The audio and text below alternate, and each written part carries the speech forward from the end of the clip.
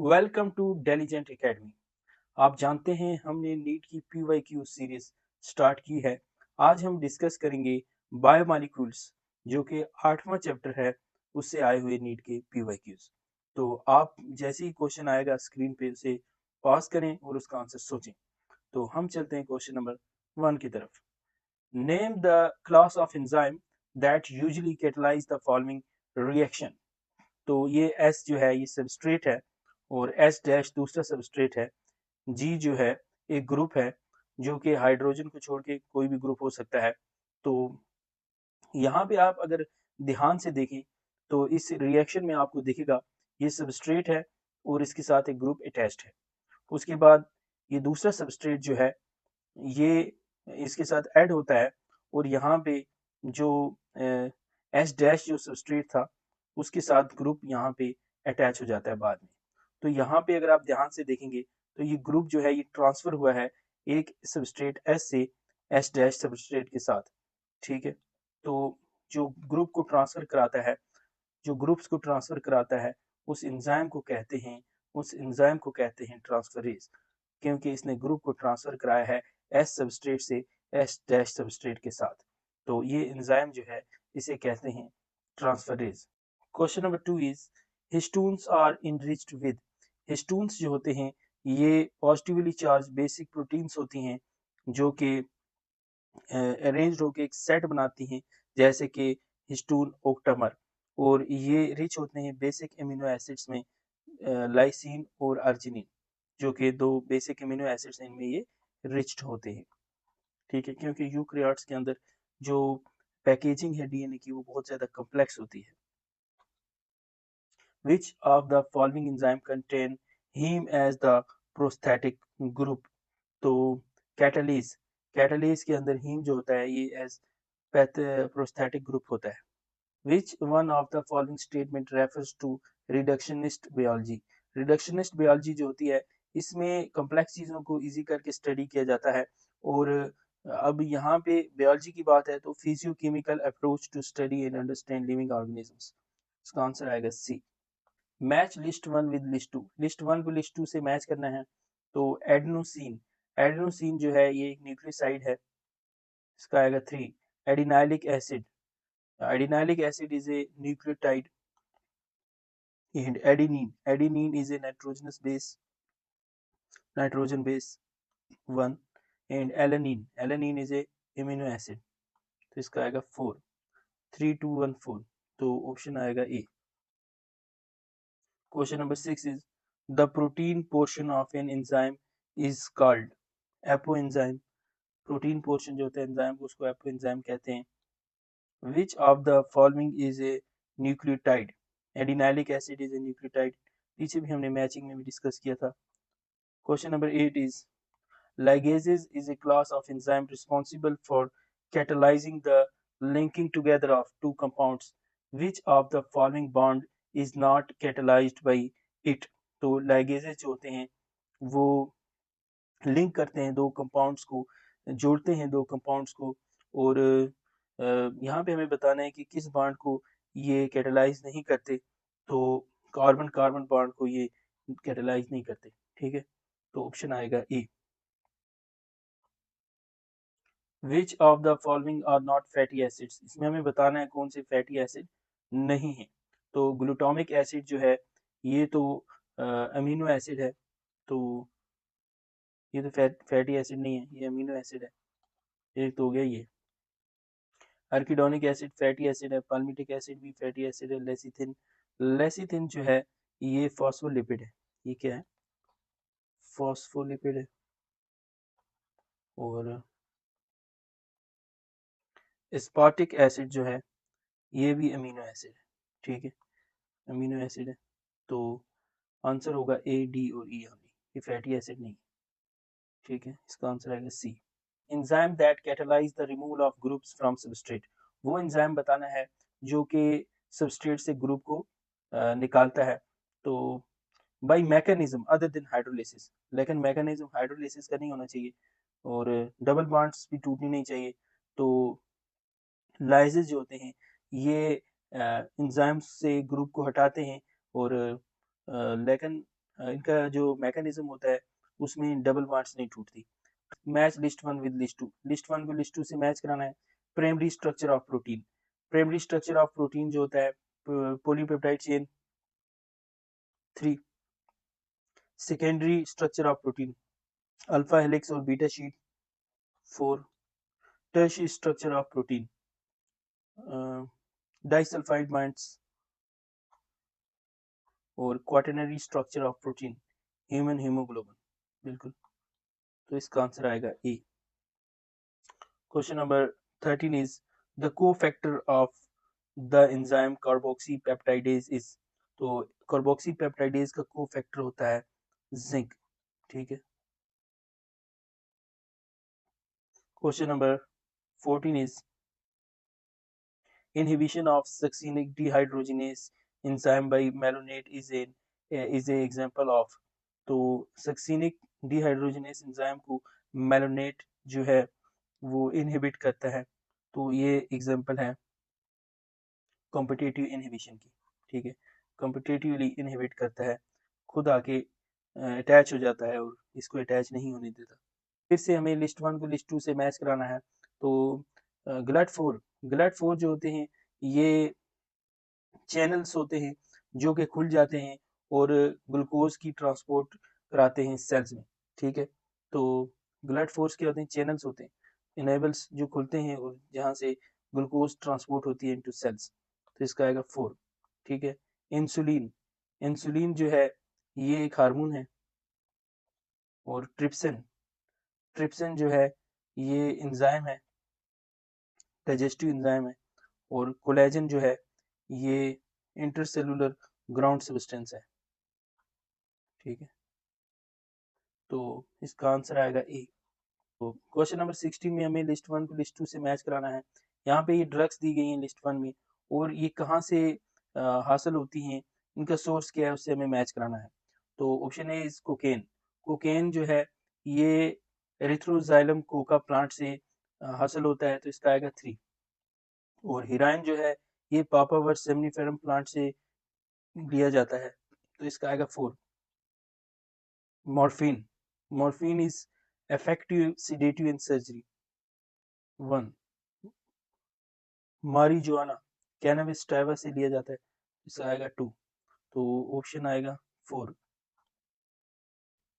Question number 17 फिर से matching का क्वेश्चन है।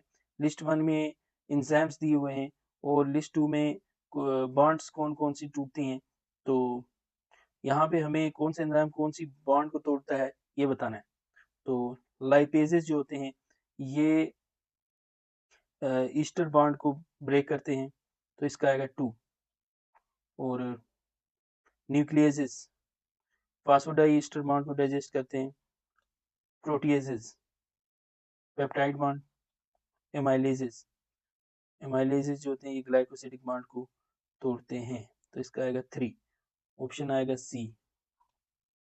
Question number 18 regarding catalytic cycle of an enzyme action select the correct sequential steps. तो यहाँ पे हमें स्टेप्स बताने हैं कैसे एंजाइम कैटालिसिस करता है। तो सबसे पहला स्टेप जो होता है सबस्ट्रेट जो होता है वो बाइंड करता है एक्टिव साइट पे। और उसके बाद सबस्ट्रेट जो होता है वो एंजाइम से जब बाइंड करता है तो एंजाइम सबस्ट्रेट कॉम्प्लेक्स बनता है। ठीक है, उसके बाद chemical bonds of the substrate broken, then release of products, product release होता है। और लास्ट पे फ्री एंजाइम रेडी होता है to bind with other another substrate. तो फिर वो दूसरे सबस्ट्रेट से बाइंड करता है। तो इसका ऑप्शन आएगा A. Question number 19 is cellulose does not form blue color with iodine because it does not contain complex helices and hence cannot hold iodine molecule। क्योंकि उसके अंदर कॉम्प्लेक्स हेलिसेस नहीं होते और वो आयोडीन मॉलिक्यूल को होल्ड नहीं करता। ठीक है। Malonate inhibit the growth of pathogenic bacteria by inhibiting the activity of succinic dehydrogenase. ये कॉम्पिटिटिव इनहिबिशन करता है क्योंकि इसका जो स्ट्रक्चर होता है वो सबस्ट्रेट से जाके सिमिलर होता है, मिलता है। तो इसलिए ये वहाँ पे अटैच हो जाता है और कॉम्पिटिटिव इनहिबिशन करता है। ठीक है। क्वेश्चन नंबर 21, यहाँ पे दो स्टेटमेंट दी गई हैं और हमें बताना है कि कौन सी करेक्ट है या नहीं है। Statement 1 is low temperature preserves the enzyme in a temporarily inactive state, whereas high temperature destroys enzymatic activity because protein are denatured by heat। तो बिल्कुल सही बात है, ये बात तो सही है। लो टेम्परेचर में एंजाइम को हम प्रिजर्व कर सकते हैं क्योंकि इनएक्टिव स्टेट में होता है। और statement 2 is when the inhibitor closely resemble the substrate in its molecular structure and inhibit the activity of the enzyme, it is known as competitive inhibitor। कि बिल्कुल सही बात है क्योंकि competitive inhibitor जो होता है, जैसे कि मेलोनेट हमने पीछे बात की, competitive inhibition करता है क्योंकि इस सबस्ट्रेट के साथ सिमिलर होता है, ठीक है, और इसीलिए जाके वहां पे अटैच हो जाता है। तो दोनों स्टेटमेंट ट्रू है, ऑप्शन आएगा डी। क्वेश्चन नंबर 22 इज, फिर से स्टेटमेंट्स दी हुई हैं और स्टेटमेंट 1 है, a protein is imagined as a line the left end represented by first amino acid C terminal. तो लेफ्ट एंड जो है वो फर्स्ट अमीनो एसिड जो है रिप्रेजेंट करता है, लेकिन first amino acid in terminal को रिप्रेजेंट करता है और ये सी लिख रहा है और ये उल्टा लिख रहा है, ठीक है। फर्स्ट अमीनो एसिड जो है वो एन टर्मिनल को रिप्रेजेंट करता है और last amino acid C terminal को रिप्रेजेंट करता है, तो इसने उल्टा लिखा है, ये तो गलत स्टेटमेंट है। Statement 2 is adult human hemoglobin consists of 4 subunit, 2 unit of alpha and 2 unit of beta types। बिल्कुल, उसमें 2 यूनिट होते हैं, 2 अल्फा और 2 बीटा। तो statement 2 is true, both statement are true। Statement 1 is false but second is true, option आएगा C. Question number 23 is, फिर से list 1 को लिस्ट 2 से मैच कराना है। और प्रोटीन प्रोटीन जो होती है ये पेप्टाइड बॉन्ड्स की बनी होती है। Unsaturated fatty acids, unsaturated fatty acid के अंदर डबल बॉन्ड्स होती है, तो इसका आएगा 1। Nucleic acid, phosphodiester bond nucleic acids के अंदर होती है। पॉलीसैकेराइड, ग्लाइकोसिडिक बॉन्ड्स, तो इसका आंसर आएगा C. Question number 24 is, inulin is a polymer of, inulin जो होता है ये पॉलीमर है फ्रक्टोज का, ठीक है। Question number 25 is, which of the following is not a secondary metabolite? Lecithin, lecithin secondary metabolite नहीं है। फिर से हमें मैचिंग का क्वेश्चन है, लिस्ट 1 को लिस्ट 2 से मैच करनी है। और एडेनिन, एडेनिन जो है ये प्यूरिन है, ठीक है।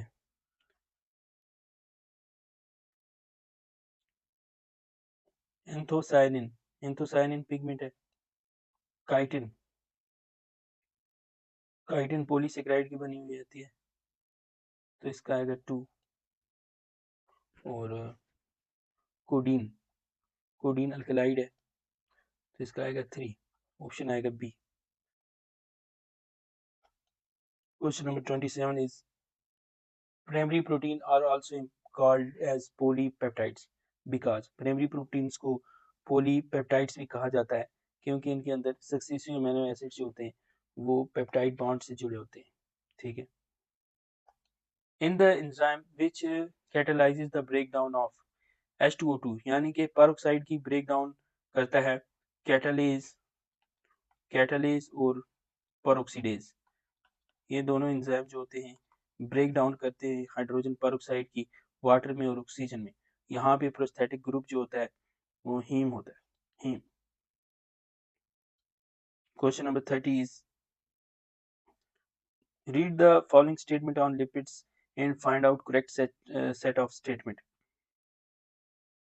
Lecithin found in the plasma membrane is a glycolipid, lecithin glycolipid नहीं है, ठीक है। Saturated fatty acids possess one और more carbon carbon double bond, saturated के अंदर सिंगल बॉन्ड होती है, ये भी गलत है। Gingelly oil has lower melting point hence remain as oil in winter, true. Lipids are generally insoluble in some organic solvent, बिल्कुल when fatty acid is esterified with glycerol monoglycerides are formed. बिल्कुल सही बात है। तो answer आएगा सी, D और ई, ये जो है करेक्ट है। Question number 32 is which of the following are not secondary metabolites in plants. तो सेकेंडरी मेटाबोलाइट्स जो होते हैं, एमिनो एसिड और ग्लूकोज सेकेंडरी मेटाबोलाइट नहीं होते, ठीक है, प्लांट्स के अंदर। क्वेश्चन नंबर 33 इज, फिर से मैचिंग करनी है हमें, और प्रोटीन, ये तो वही क्वेश्चन रिपीट हुआ है। प्रोटीन पेप्टाइड बॉन्ड्स होती हैं इनके अंदर, ठीक है। अनसैचुरेटेड फैटी एसिड के अंदर डबल बॉन्ड्स होती हैं, और न्यूक्लिक एसिड फॉस्फोडाइस्टर बॉन्ड, और पॉलीसेकेराइड के अंदर ग्लाइकोसिडिक बॉन्ड्स होती हैं। ऑप्शन आएगा A. Question number 34 is following are the statement with reference to lipids. Lipids के बारे में नीचे स्टेटमेंट दी गई हैं, हमें करेक्ट स्टेटमेंट बतानी है।